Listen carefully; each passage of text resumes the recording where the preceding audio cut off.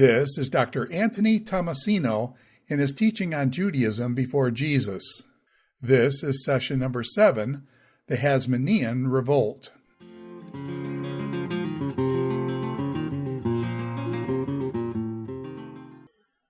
So we're coming up to the time of the Hasmonean Revolt. So let's go and look at a little background here and what brought this into existence.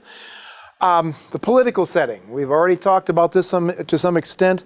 The Seleucids managed to take Palestine from Egypt around between 204 200 BC, sometime in that period. Okay, the Palestinian Jews were very likely initially pleased by this development. You know, they had tried to revolt against the Ptolemies earlier because they thought they were going to get cheaper taxes.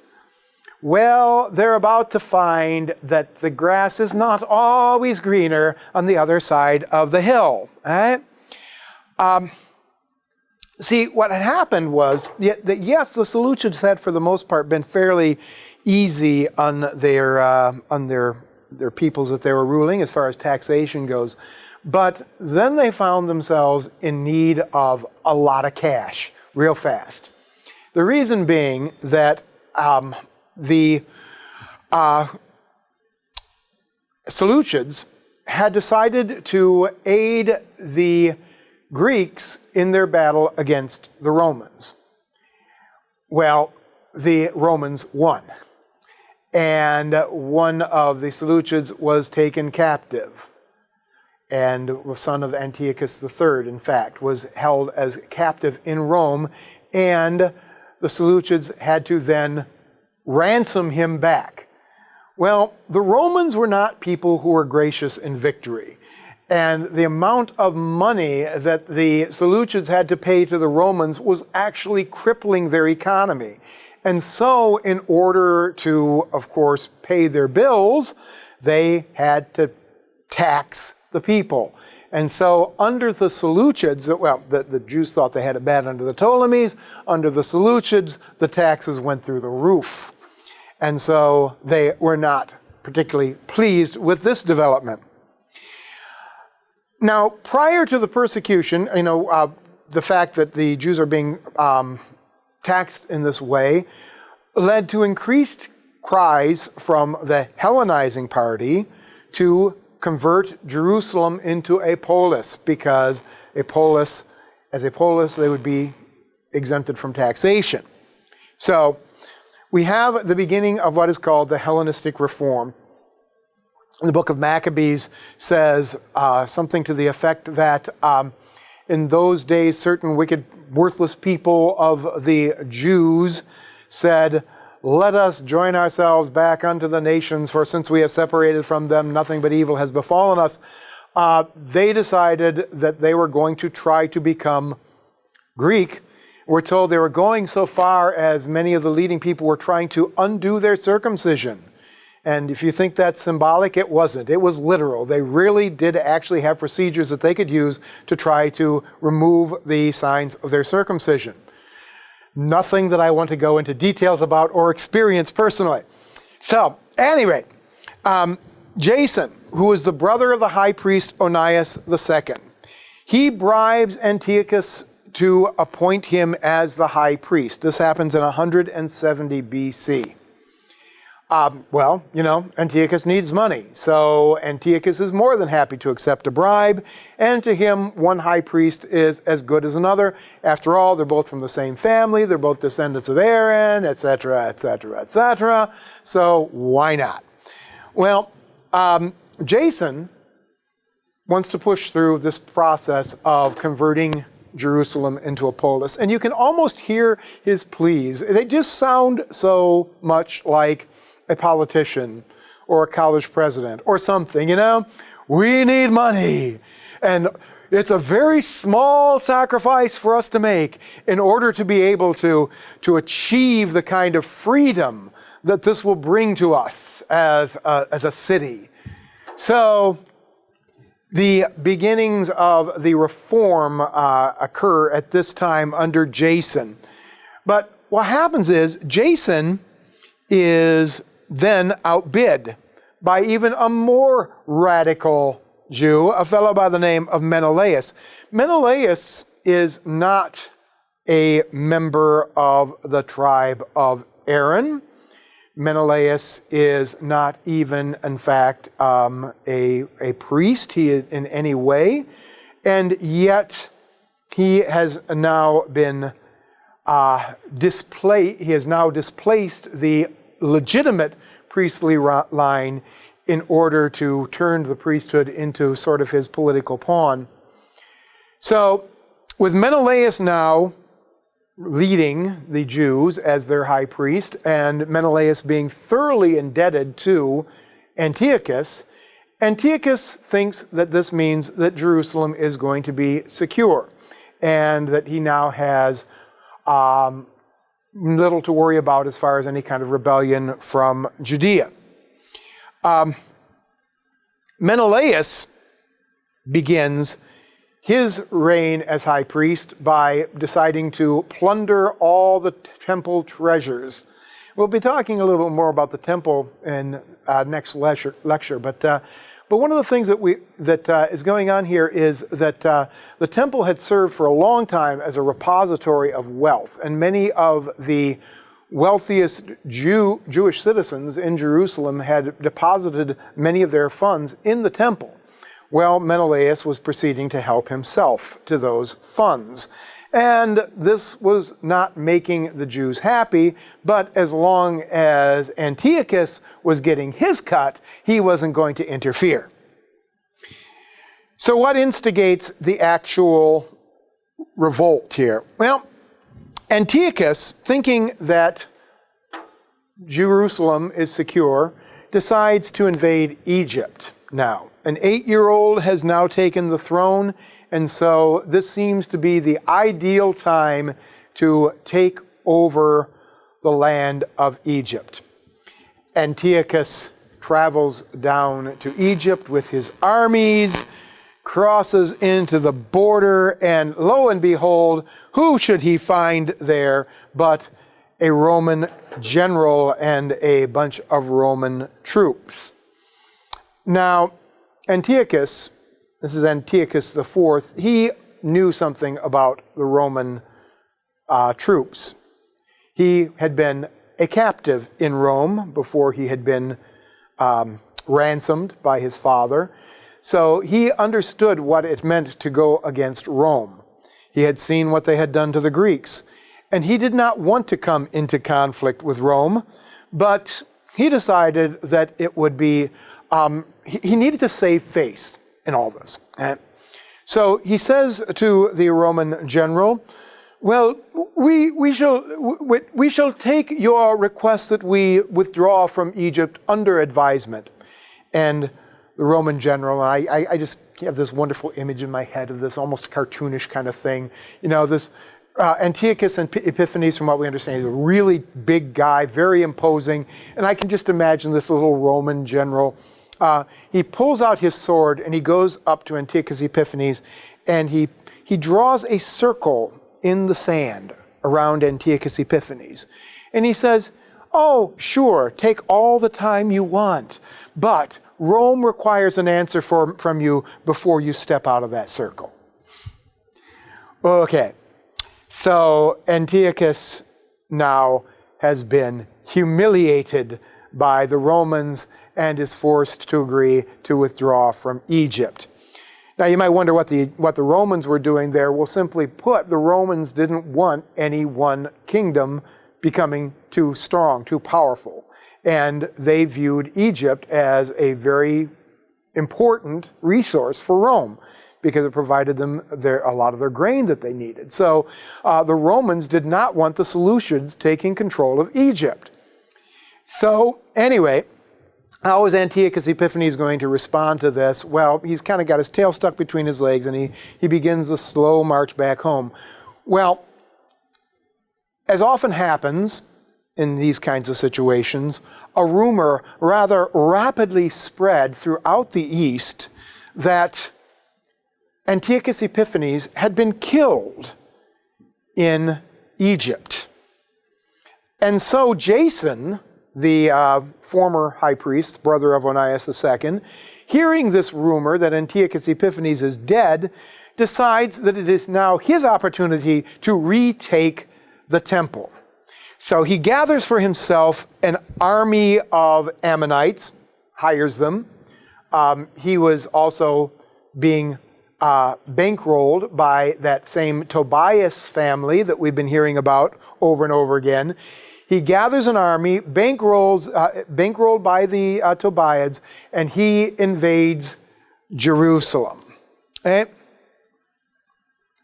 So, how does Antiochus respond? He hears that Menelaus, the priest that he installed as high priest in Jerusalem, is being assaulted in the temple.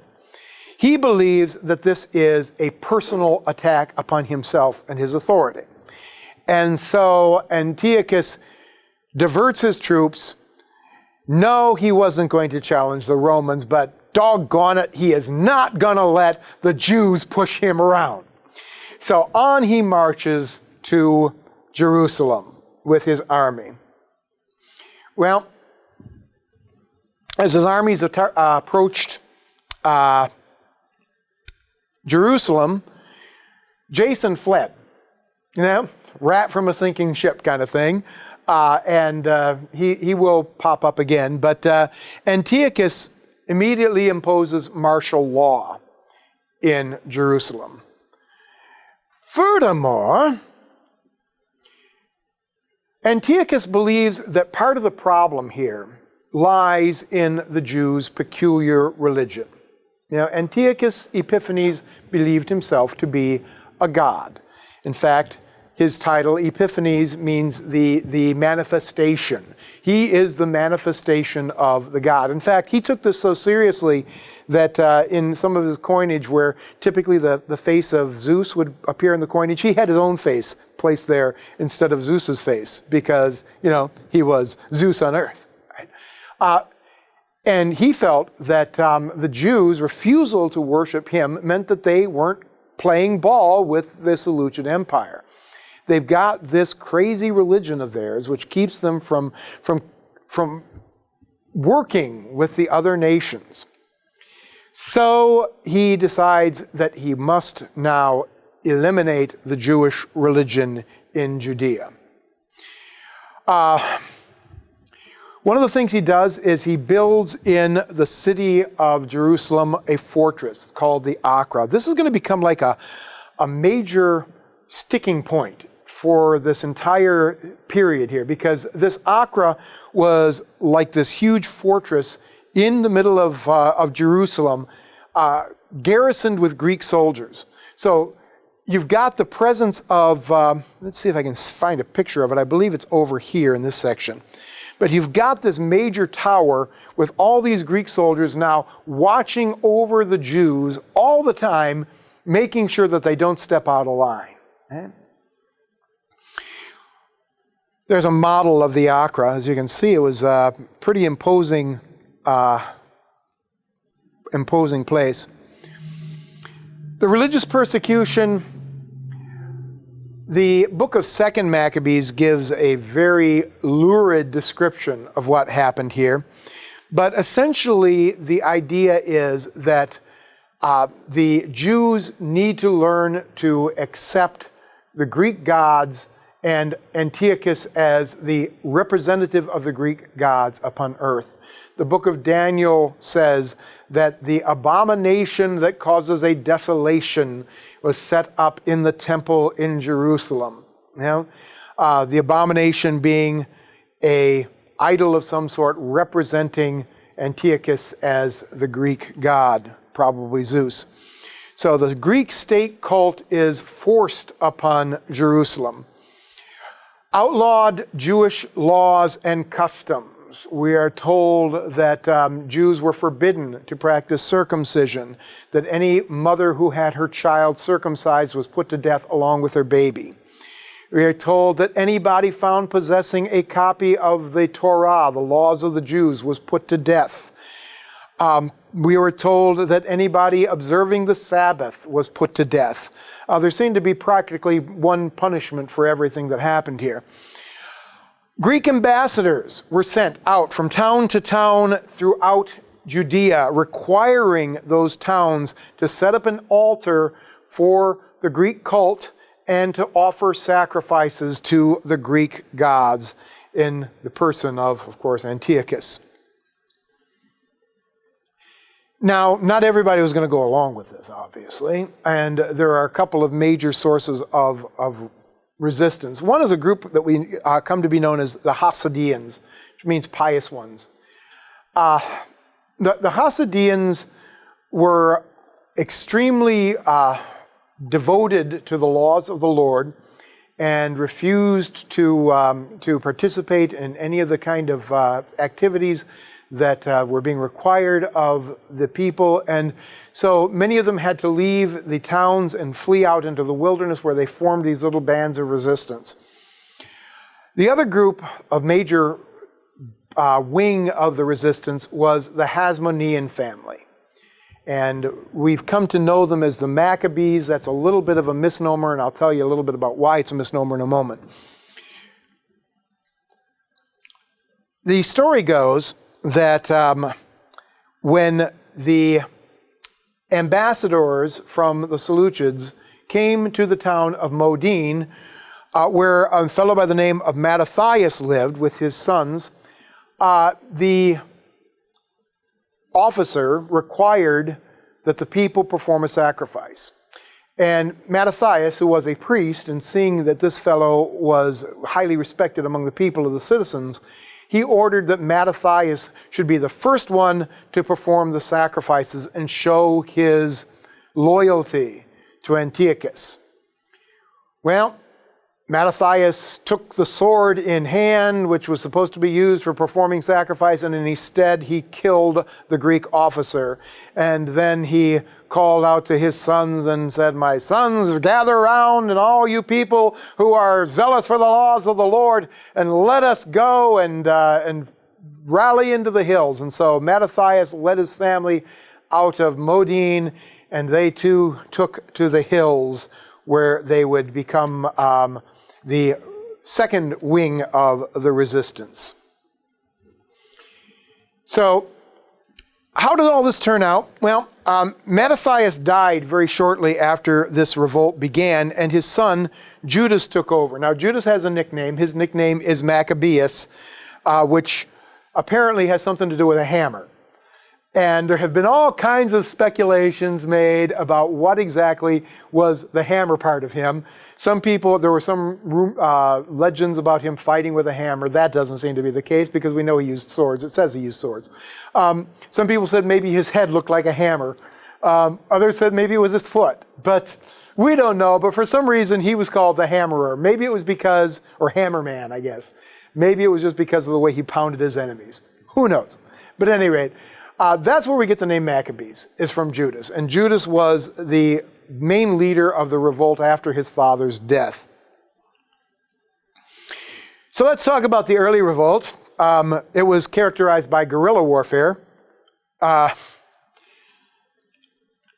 So the Hasidim, the Hasidians, and the Hasmoneans both took to the hills, camped out in caves in the area around Judea and around Jerusalem, and then they would raid any towns which were collaborating with the Greeks. They would fall upon any Greek troops that they found moving through Judea. And in this way, they won some minor skirmishes at the beginning, and began to develop a name for themselves as a force to be reckoned with. Now, there was a bit of a breach between the Hasidim, the Hasidians, and the Hasmoneans over the question about fighting on the Sabbath day. A group of Hasidians were encamped in a cave on the Sabbath, and they were discovered by a Greek army. The Greek army ordered them to come out and either surrender or fight. And they said, well, they can't surrender because they have to be true to the laws of their God, but they can't fight either because it's the Sabbath day. And so what the Greeks did is they burned them all alive in the cave. Well, the Hasmoneans, seeing this, said, we've got a decision to make here. Are we going to let people attack us on our Sabbath day and be sitting ducks, or are we going to fight back? And they made an agreement that they would be willing to fight anyone who attacked them, even on their Sabbath day. And we can see them beginning to compromise principles a little bit here, maybe, but this is only the first of many compromises to come. At any rate, there were some initial victories that were quite significant. For instance, a small force led by a fellow by the name of Apollonius was defeated by Judas Maccabeus, and Judas took the sword of Apollonius and said, good sword, and fought with that sword for the rest of his life. So much for his hammer, right? But another victory occurred. There was a victory over troops at a place called Beth Horon, or Saron. That was the leader of the Greek forces there. A fellow by the name of Gorgias and Nicanor in the Battle of Emmaus. All these various victories over these Greek armies and these Greek soldiers were building the reputations of the Hasmoneans as being tenacious fighters and a real threat to the stability of the Seleucid Empire. So after several of these victories, the Greeks decided it was time to take these Jews seriously, and they appointed a fellow by the name of Lysias to become the regent of the Seleucids. And Lysias decided that he would make this revolt in Judea a top priority. So in 162 BC, after the Jews had the Hasmoneans had managed to retake Jerusalem, 164, they began to suffer some of their setbacks. You read these accounts and you kind of wonder if really it couldn't have possibly been this easy. We know what these Greek troops are capable of. Could it really have been this easy? I think part of the question is that the Greeks were divided on multiple fronts, and they really couldn't devote the resources to the Jewish revolt that they should have devoted to them, in part because they didn't take it very seriously at first. And as they began to take it more seriously, then the victories started going both directions a little bit more. But not before 164 BC. In 164 BC, the temple is captured by the Hasmoneans, and at this point we have this wonderful story that's recorded later about the rededication of the temple. And according to the story, in order to rededicate the temple, they needed to first, of course, purify all the stuff that has been polluted by the Greeks who have been sacrificing pigs or whatever else they were sacrificing in there. So they had to clean everything out. They had to disassemble the altar that was in there. It said that the bricks were stored away because they had to wait for a prophet to tell them what to do with the bricks. Yeah? Which is an interesting kind of thing, because you wonder, does this mean that prophecy was continuing at this time? And apparently it was, but anyway. So they stored away the bricks, they built a new altar, then came the time when they were supposed to dedicate the temple. And this would require an 8-day ceremony for the dedication of the temple. Well, when they checked out their oil, the special oil that was made according to the Levitical laws, they found that they only had enough oil for a single day. And the oil had to burn for all 8 days or it wasn't dedicated. Well, they used what oil they had, and miraculously the oil burned for the entire 8 days. And so this is the miracle which is still celebrated to this day at the Feast of Hanukkah, when the Jews remember the rededication of the temple. So, let's see here. This story comes from the Talmud. So the consecrated oil, it was mixed with a lot of different things. You say, why didn't they just make more oil? Well, there were special procedures involved in the making of the oil as well, so they couldn't just make more. They had to have it blessed in certain ways, and they were in a bit of a hurry here, So it burned the entire time needed for the manufacture of the oil. It's interesting, this Feast of Hanukkah is mentioned by Josephus. He calls it the Festival of Lights in his book. Hanukkah really it means dedication. The Feast of Hanukkah, however, is never mentioned in the Dead Sea Scrolls. It doesn't appear in any of the list of Jewish holidays, and there are several in the Dead Sea Scrolls. And it's never mentioned in the New Testament either. There is a possibility that there's an allusion to it when in one case we are told that Jesus was traveling to Jerusalem to observe a festival, and some people think that that might have been Hanukkah, that he was going to Jerusalem to observe. The problem with that is Hanukkah was not considered a pilgrim feast. You didn't have to go to Jerusalem to observe Hanukkah. Maybe you'd want to go to Jerusalem to observe Hanukkah, like you might want to go to Washington, D.C. to experience the 4th of July or something, but it was not required. So, who knows? So, this revolt, of course, continues on. Antiochus Epiphanes is fighting again in the north against, guess who? The Parthians. I told you they weren't going away. The Parthian Empire remains a thorn in the side of not only the Greeks, but later the Romans as well. So in 164 BC, Antiochus V, the son of Antiochus IV, is named king. But at this point, Lysias, the guy who was appointed regent, is still ruling the country pretty much. Now, in 162 BC, there is a major battle, which is really the first major kind of defeat suffered by the Hasmonean forces. Battle of Beit Zechariah. Judas is defeated and he returns to Jerusalem. Lysias pursued him and lay siege to Jerusalem, but a revolt broke out in the capital city of Antioch, because you've got this new king in place, and anytime you get a new king in place, you automatically have revolts. Plus we have this issue of multiple claimants to the throne. And so Lysias had to return to Antioch and deal with the revolt. So this becomes an issue for Lysias. He says, is it really worth pursuing this rebellion in Jerusalem for me? Is it really worth committing my resources to this when we've got war going on in the north against Parthia, when we've got revolts happening here in Antioch? Why don't I just let the Jews do their own thing? And so that's precisely what he decides to do. Lysias offers to lift the persecution of the Jews, and they accept the offer, of course.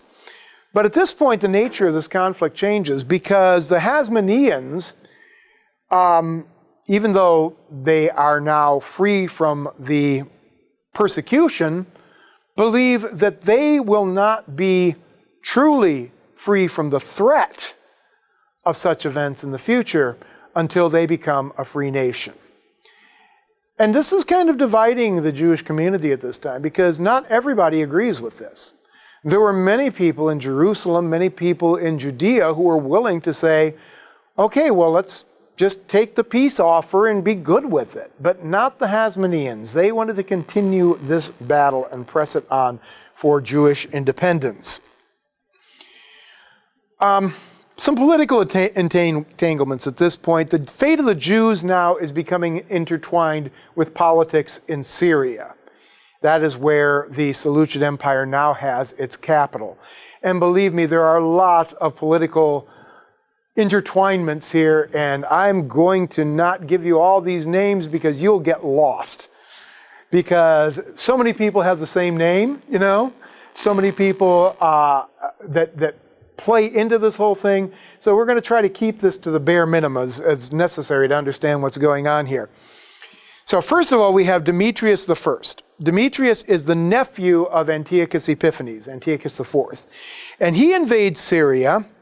He kills Antiochus V, son of Antiochus IV, and Lysias both. Now, of course, he's king, right?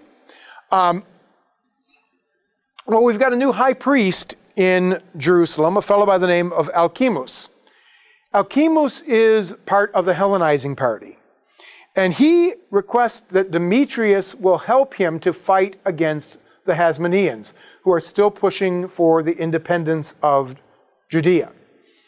Well, Demetrius responds to this. This is Demetrius, by the way, here down here. He sends an army to Jerusalem under the leadership of a fellow by the name of Bacchides, very fearsome general among the Greeks. Judas is forced to withdraw from Jerusalem, okay? And he resumes his guerrilla warfare. At this point, the Seleucid forces withdraw from Jerusalem, return to Antioch in order to put down the revolts and all the quelling troubles there. Well, Demetrius has to dispatch yet another army led by a fellow by the name of Nicanor. And this becomes a kind of a major, a major victory for the Hasmonean forces. But because at the Battle of Adassa, Judas's forces, in the biggest battle they fought yet, defeat Nicanor and his troops. And in fact, it says in the books of Maccabees that they still celebrated that as Nicanor's Day. It never really seemed to make it into the calendar in later times, but and you'll find no Jews today celebrating Nicanor's Day. But at the time when this battle was won, it was considered a very major accomplishment by the Hasmoneans. Well, Judas Maccabeus has to go against an army of 20,000, which seems, small in those days, when you think that Alexander the Great had a force of 40,000 that he brought over to kind of conquer the East, but it was considered a rather sort of minor army. But 20,000 to deal with a people like the Hasmoneans, that seems seems like overkill, I guess. Judas managed to stand his ground for some time, even though, of course, his troops were heavily outnumbered here. But it was at the Battle of Eleasa in 161 BC that Judas finally fell against the Greek forces. And when he was killed, his brother Jonathan, next man up, immediately came and took over the leadership of the Hasmonean Revolt. So when we move on from this point, we're going to be talking about how the nature of the revolt changes, and particularly the leadership of the Hasmoneans to come. Because from this point, the Hasmoneans start to become not just rebels, but they start to become kind of the leaders of Judea in general. So that will wait till our next time.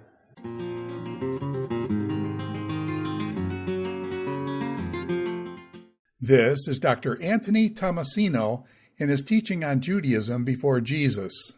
This is session number 7, the Hasmonean Revolt.